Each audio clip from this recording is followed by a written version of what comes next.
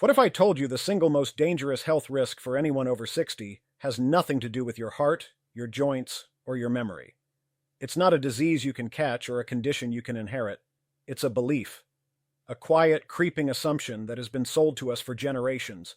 The belief that decline is inevitable. That getting older means getting weaker, slower, and less capable, and that our only job is to manage this decay as gracefully as possible. This single idea is more corrosive than any high cholesterol meal and more limiting than any arthritic knee. Why? Because if you believe the ship is sinking, you stop trying to patch the holes. You stop rowing. You simply accept your fate. This belief system costs us years of vibrant life, not just length of life, but quality of life. It makes us passive passengers in our own bodies when we should be the pilots. It convinces us to give up on building new muscle, learning new skills, or forging new friendships because, what's the point? The end is pre-written. But what if that story is a complete fiction? What if the science tells us something entirely different? What if the tools to not just slow down aging, but to actively build strength, vitality, and joy in our later years are right in front of us? The cost of not understanding this is immense. It's the difference between a life of passive decline and a life of active, thriving longevity. And today we're going to tear up that old script. Hello and welcome to the Dr. Goodwell channel, where we translate complex medical science into simple, actionable strategies for a better life. I'm Dr. Goodwell, and I've spent my career not just treating illness, but building wellness. That dangerous belief we just talked about, the myth of inevitable decline. Today we are going to systematically dismantle it, piece by piece, using evidence, not just hope. We're going to build a new framework for thinking about senior health, one that puts you firmly in the driver's seat. This isn't about wishful thinking or miracle cures. It's about understanding the biological levers you have at your disposal. We'll journey through the core pillars of longevity, but not in the way you've heard before. We won't just talk about eating right. We'll uncover the one nutrient that acts as your body's personal construction crew. We won't just say exercise. We'll reveal why your muscles are the single most important organ for healthy aging. This journey is a stepping stone path. Each segment will build on the last, creating a complete, coherent picture. There are no magic pills here, but there is a kind of magic in understanding how your body is designed to thrive at any age. Our first stone on this path is the most fundamental, the fuel you put in the tank. Let's start not with what to remove, but what to add. When we think about diet, especially in our later years, the conversation is always about restriction. Cut the salt, lose the sugar, ditch the fat. While those have their place, this less is more approach misses the most critical part of the equation. It's like trying to build a house by only focusing on not using rotten wood, while forgetting to order any bricks or mortar. The most powerful nutritional strategy for seniors is not about subtraction. It's about aggressive addition, specifically the addition of protein. Let's be clear, protein is the single most important macronutrient for aging well. It is the raw material for everything that matters. Think of it this way. Your body is in a constant state of turnover. Old cells are breaking down and new cells are being built. Protein provides the amino acids, the literal building blocks, for this reconstruction. This is especially true for your muscles, which are your metabolic powerhouse. Without enough protein, your body can't repair and build muscle tissue. It starts to break down existing muscle to get the amino acids it needs. This process, called sarcopenia, is the true thief of independence. It's what leads to frailty, falls, and a slower metabolism. The common advice is often inadequate. So the question isn't just, am I eating healthy, but am I eating enough of the right stuff to win the daily battle of breakdown versus buildup? So we've established protein is the hero of our story.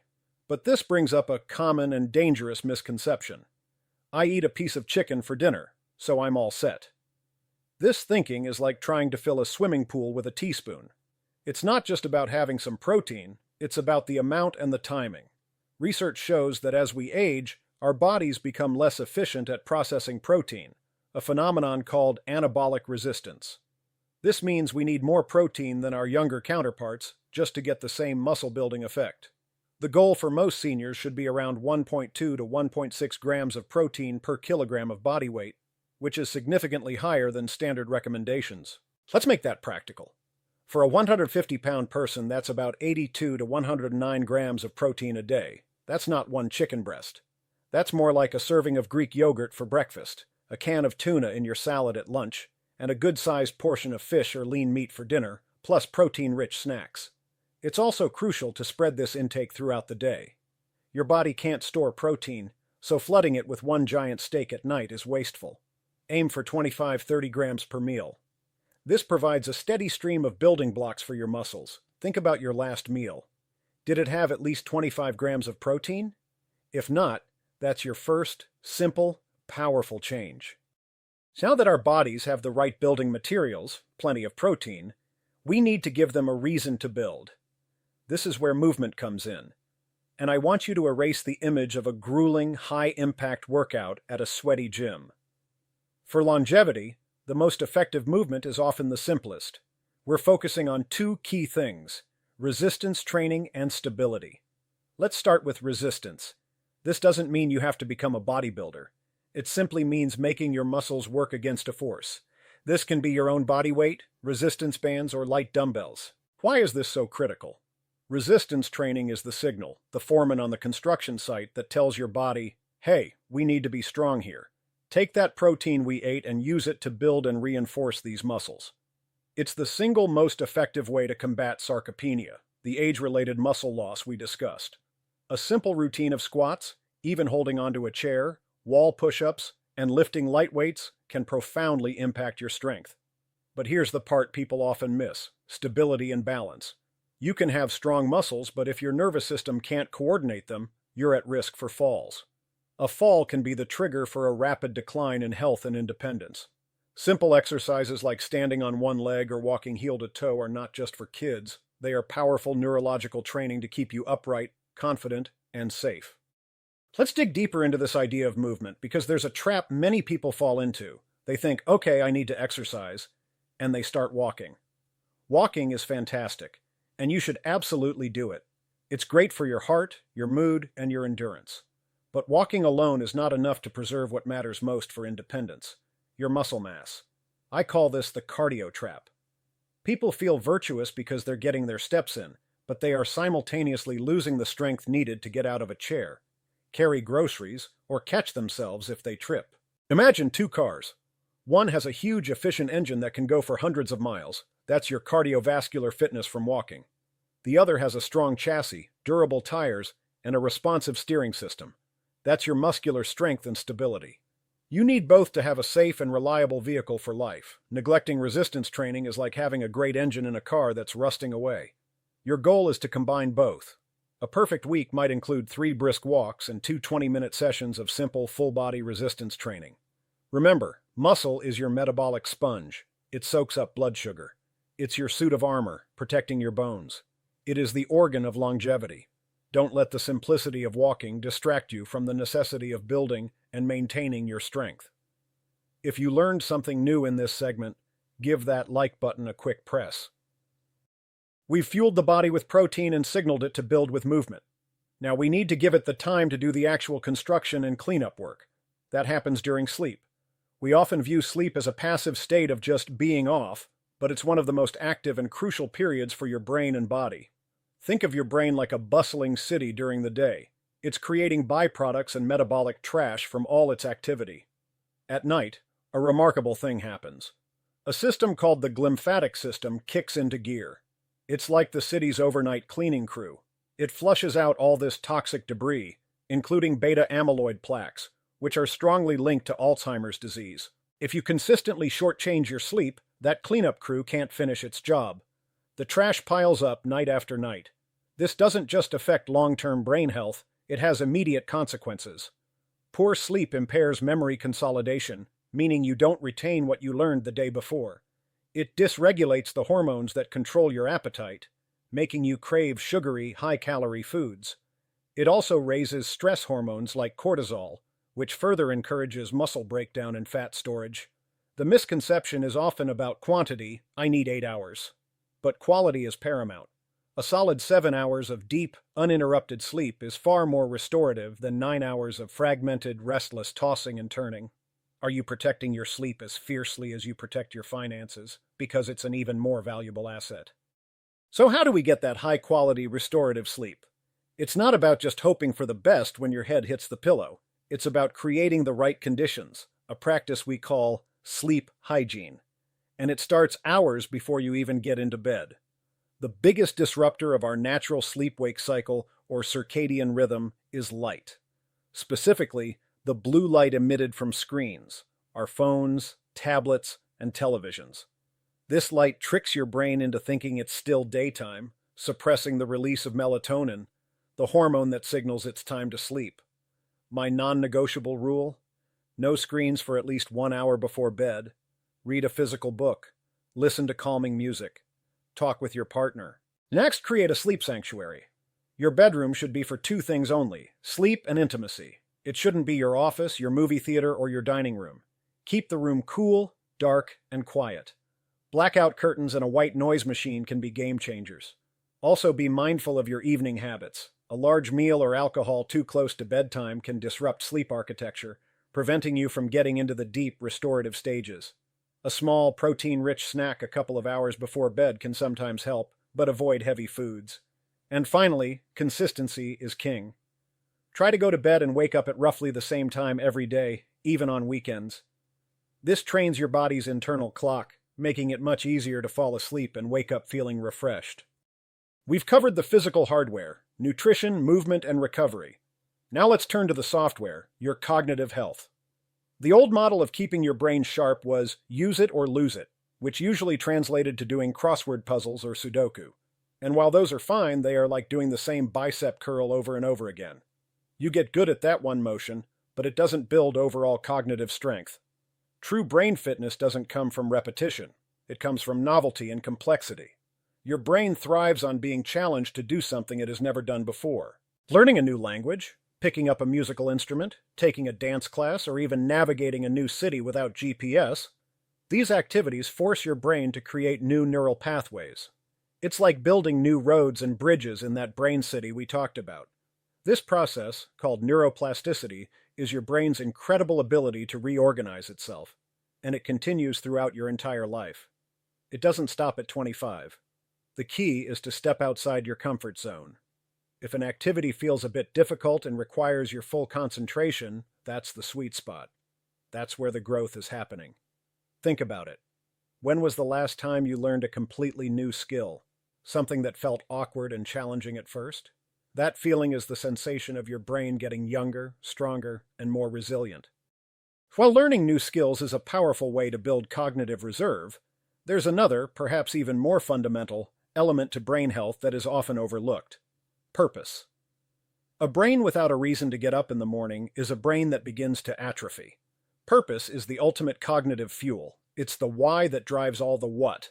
It's not about having a grand, world-changing mission. It can be exquisitely simple.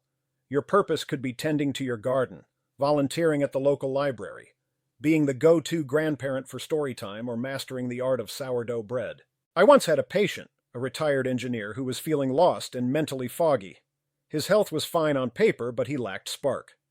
We talked, and I learned he used to love building model airplanes. I challenged him to build the most complex model he could find. He spent the next 3 months engrossed in the project. When he came back, he was a different person. His mind was sharp, his eyes were bright. The intricate work, the problem-solving, and the goal of completing the model had given him a powerful sense of purpose. It organized his days and gave him a reason to engage. This is why retirement can be a risky period. The sudden loss of a professional identity and daily structure can leave a vacuum. It's essential to proactively fill that space with meaningful pursuits that matter to you. What's your project? What's your reason? We are building a powerful model for longevity. We have the fuel, protein, the stimulus, movement, the recovery, sleep, and the cognitive drive, novelty, and purpose. But all of this can be undermined if we neglect the final critical pillar: social connection. Humans are, by our very nature, social creatures. For millennia, our survival depended on being part of a tribe. Being isolated was a death sentence. Our biology is still wired for that reality. Loneliness and social isolation trigger a chronic stress response in the body, leading to inflammation, high blood pressure, and a weakened immune system. Some studies suggest that chronic loneliness is as detrimental to your health as smoking 15 cigarettes a day. Let's call it vitamin S, socialization. It's as essential as vitamin C or D. Meaningful connection isn't just a nice to have, it's a biological necessity. This isn't about the number of friends you have on Facebook. It's about the quality of your relationships. Do you have at least one or two people you can call on a bad day? Do you engage in activities that involve genuine interaction with others? Book clubs, walking groups, community centers, religious organizations, or simply a weekly coffee date with a friend? These are not frivolous social events. These are essential health interventions.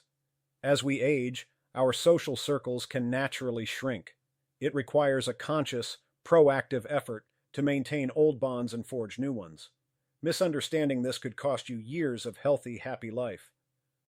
So we've walked this path together, laying down the stepping stones: protein-forward nutrition, resistance and stability training, high-quality sleep, cognitive novelty, and social connection. On the surface, this might seem like a checklist of good habits, a list of things to do, but if you look closer, if you see the pattern connecting all these stones, you'll realize we haven't been talking about a checklist at all. We've been talking about one single unifying idea. This is the hidden message, the part of the iceberg beneath the water, the core principle that makes everything else work. All these pieces of advice are simply different expressions of one central theme: control. They are all levers that you, and only you, can pull. No one can eat the protein for you, lift the weight for you, protect your sleep for you, learn that new skill for you, or call that friend for you. We started this video by talking about the dangerous belief that decline is inevitable, that we are passive victims of the aging process. The truth, the secret hidden within all this science, is the exact opposite. You are not a passenger on a ship heading for a predetermined destination. You are the architect, the builder, and the pilot of your own health span.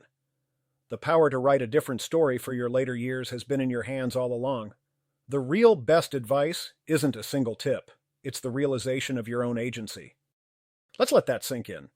The ultimate secret to senior health isn't a food, a pill, or an exercise. It's a mindset shift. It is the shift from "what is happening to me" to "what am I going to do next?" It's about embracing your role as the protagonist of your own life story. This is the resolution of our journey today. We've dismantled the myth of passive decline and replaced it with a model of proactive creation. You are the artist, and your body and mind are your masterpiece in progress. The science we've discussed simply provides you with a better set of paints and brushes. So, let's turn this profound realization into immediate practical action. The sheer amount of information can feel overwhelming, so we're going to make it incredibly simple. Let's create a My First Week plan. This is not about perfection, it's about starting. Day 1, the protein pledge. Add one high-protein food to a meal where it's currently lacking. A scoop of Greek yogurt, a handful of nuts, or a hard-boiled egg. That's it. Day 2, the stability. Start. Spend 2 minutes standing on one leg while holding onto a counter for support. 1 minute per leg. Feel your body making those small adjustments. Day 3, the novelty nudge. Spend 10 minutes learning something new online. How to say hello in a new language, the capital of a country you know little about. Anything.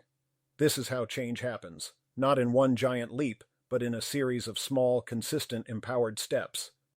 Let's continue our My First Week action plan, building on the momentum.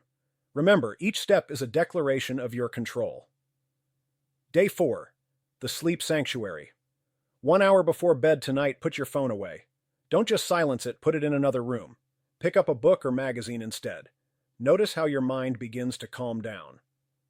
Day 5, the strength signal. Find 2 objects in your house that have a bit of weight: soup cans, water bottles. While sitting in a chair, do 10-12 slow, controlled bicep curls with them. Then do 10-12 overhead presses. Feel your muscles working. That's the signal.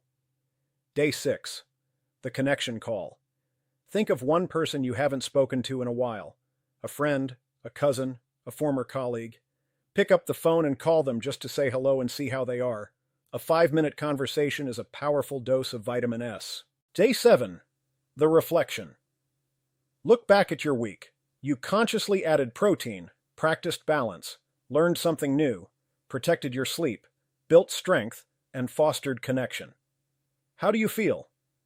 You didn't just have a good week. You actively created a good week. You took the pilot seat. This is the blueprint. Repeat, adapt, and build upon it. This is how you compound health, day by day, week by week.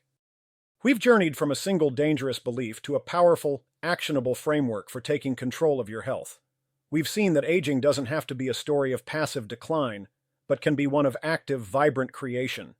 We've learned that protein is your foundation, movement is your signal, sleep is your repair crew, novelty is your brain's gymnasium, and connection is your essential vitamin. But most importantly, we've uncovered that the ultimate tool is your own agency, the power to choose, to act, and to build the life you want. You now have the pilot's manual. The controls are in your hands. The journey from here is yours to navigate, and I have every confidence that you can steer it toward a destination of vitality and joy. Thank you for joining me on the Dr. Goodwell channel. If this guide has empowered you today, please consider subscribing and sharing it with someone you care about. Now, for our final and most important step. We've talked about a lot of strategies today. I want to know, what is the one single change from our discussion that you are most excited to implement this week? Is it the protein pledge, the screen-free hour before bed, calling a friend?